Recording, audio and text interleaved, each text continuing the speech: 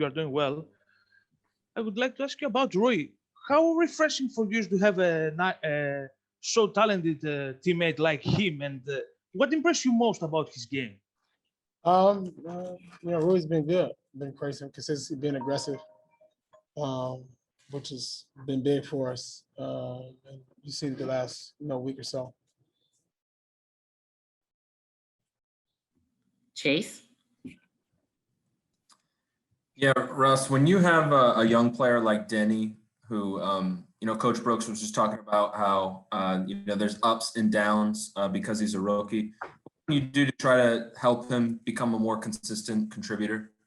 We try to work with him, figure out, how he can be his best self. And that's something that, starts within himself, number one, and then guys like myself can help him kind of get to where he needs to get to be, the player that he potentially wants to be. Neil? Hey, Russ. Scott made a kind of sarcastic comment that, it wasn't until the end of the game that you were getting free throws, even though you were being aggressive the entire game. You have conversations with the officials all the time. Do you feel that there's anything you can do on your end to, be rewarded for calls? No, just keep playing, it's how it is, how it's become actually for me. So just take it or leave it, just keep on. At this point, do you just, not even try and let it frustrate you at all and just, try and control what you can control, and that's an uncontrollable? That's my life. My life is control what you can control. I can't control the uncontrolled. I can't control what somebody else does. Unfortunately, that's just how I live my life. Thanks, Russ. Yeah. Quentin? Hey, Russ, this might fall into the control the uncontrollable, but I saw you and your wife had comments on Instagram about what Stephen A. Smith said about you guys. Well, it's about your play on first take. How do you, at this point in your career, continue to hear those comments and just keep going and keep that laser focus? How do you just tone everyone out and just play basketball the way you do? That's how my life been since day one. I've been playing basketball for my whole life, and like my wife mentioned, it's important that you don't let people deter you from your goals, deter you from your plan, deter you from the things you have destined in this world. Because prime example, man, is I watch these college games and I watch these kids and these announcers, man, they get on their TV and just say anything about a kid. They don't even know him. They don't know his family. They don't know where he's from. They don't know what he's been through. They don't know his struggles. They don't know his pain. They don't know anything about the kid.